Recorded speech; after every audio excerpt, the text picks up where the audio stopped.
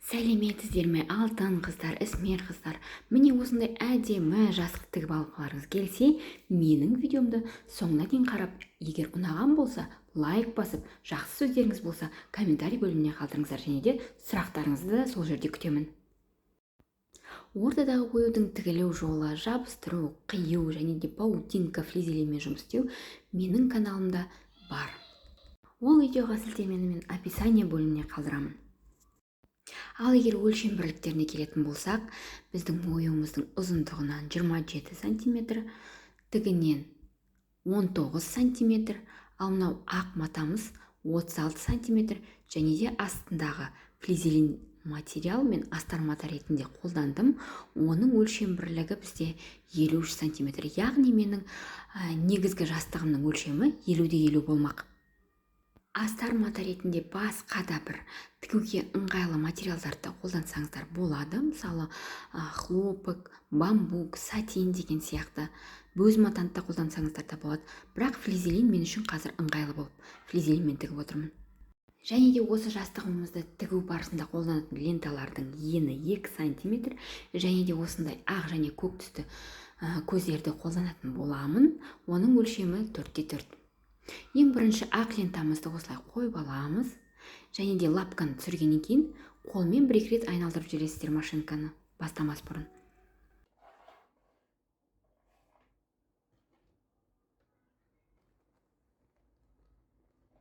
Тігінді бастамас бұрын машинканы бір-екі тігіс қолмен айналдырып жібереміз, және де мына ақ лента мен матамызды бір-біріне оң жағын беттестіріп қойып алдық, және түгін төмен қаратып тігіп жатырмыз.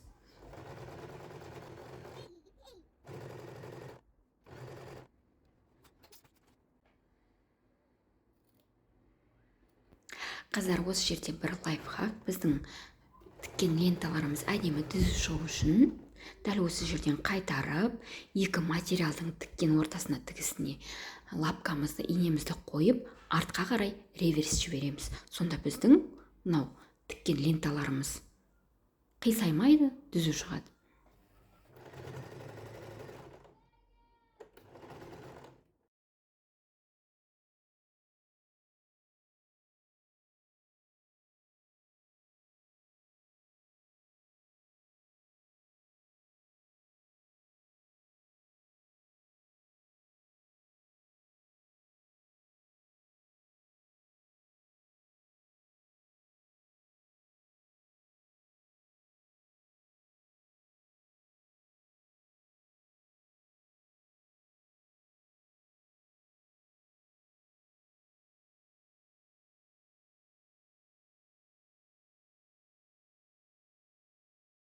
Міне біз бірінші қатарымызды тігуді аяқтадық. Келесі кезекте жақсылап тұрып шетінен тағы бір тігіс жүргіземіз.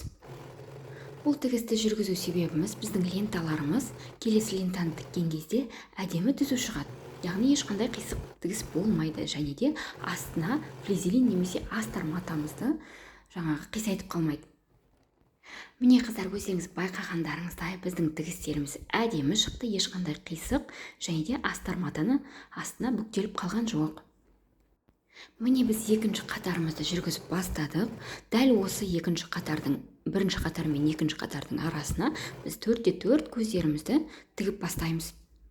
Мен сіздерге мұндай көзді тігудің екі жолын көрсетемін. Бірінші жолы дәл осылай бүктеп аласыздар, үш бұрыштап бұрышқа қойып, бұрышына түзу қойып, матамен екінші матамен үстін жауып тігіп шығасыздар.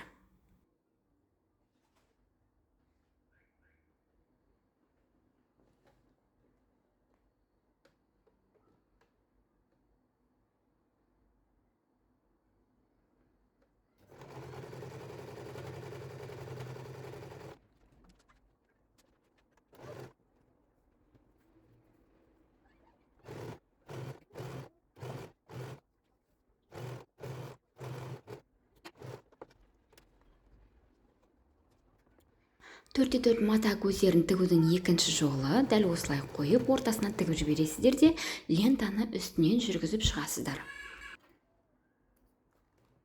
Артық қажет емес жіптерді тігіс барысында қырқып тастап отырыңыздар, себебі бұл машинкаға кедергі келтіреді және шайнап кетуі мүмкін.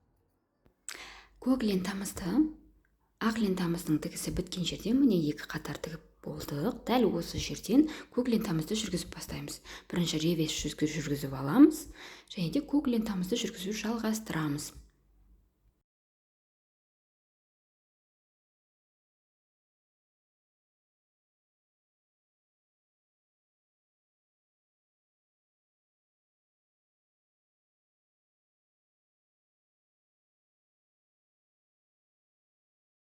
Міне біздің екі қатарымыз дайын, тігіп болдық. Біз ақ мата ленталарынан бастадық, және де 4-4 көздерімізді екі жағына тіктік. Одан кейін барып қана екінші қатарымызды жалғастырдық. Дәл қазір тағы да екі бұрышына екі көзді тігіп болғаннан соң үшінші қатарымызды тігіп жалғастырамыз.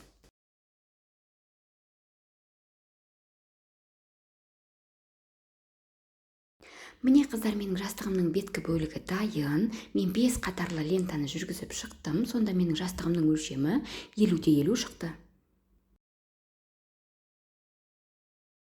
Енді жастығымыздың шетін әсемдейміз. Мен ирек ленталарды тігетін боламын. Кішкене ұзынырақ бас жағын қалдырып, лапканы түсіріп, және де осындай кішкене қайшымен өздеріңізге көмектесіп отырасыздар. Бүктеп, астына жіберіп, қайшымен немесе шанышқы қолдансаңыздар оңай болады.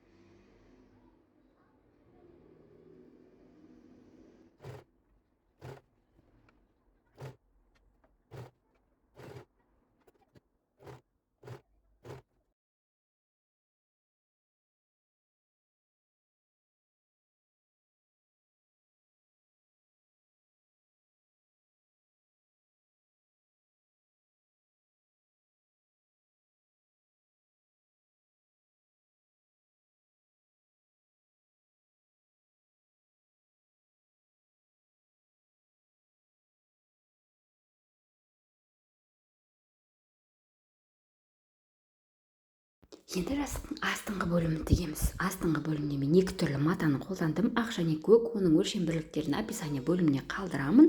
Және де сыдырманы тіккен кезде бір-біріне оң жағын қаратып, лапканы үстіне қойып, инені тура біздің мынау сыдырманың тістерінің түбінен өткізуіміз қажет.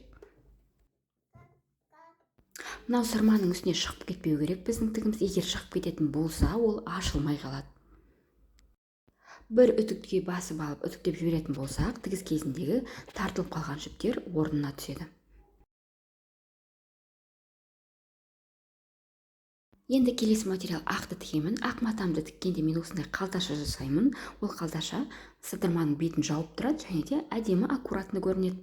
Осы жерде қыздар бір лайфхак, қажетті мен қалташаның өлшемін 2 см етіп алдым. Соны өлшеп аламын, және де үтіктеген кезде арасына темір линейкамды қойып үтіктеп жіберіп қыр түсіріп аламын. Сонда келесі кезекте біз тіккен кезде түзу тігіс болады, және де тіккен кезде булавка немесе түйреуіштер қолданбай бірден тігіп кете берсеңіздер болады.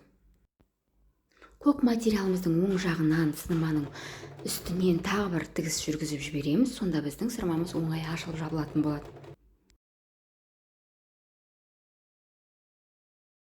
Ақ материалды дәл осылай тігіп шығасыздар, бір-біріне оң жағын беттестіріп, сыдырманың түбінен инені қойып жүргізіп шығасыздар. Ал енді біз ақ материалымыздың қалташасын тігуіміз қажет. Ақ материалымызды бүктеп, теріс қаратып аламыз және де сыдырманың мынау мен сіздерге көрсеткен тұсынан, яғни ең шетінен бір тігіс жүргізіп өтесіздер. Міне енді біздің сыдырманы жауып тұратын қалташамыз әдемі, аккуратно тігіс болып шықты. Астыңғы бөлігі мен үстіңгі бөлігін біріктіріп тіккен кезде мынау біздің ленталарымызды ішке қарай қайырып жібереміз де, дәл осылай қойып, сырмамыздан кішкене қашық қалдырып, айналдыра тігіп шығамыз.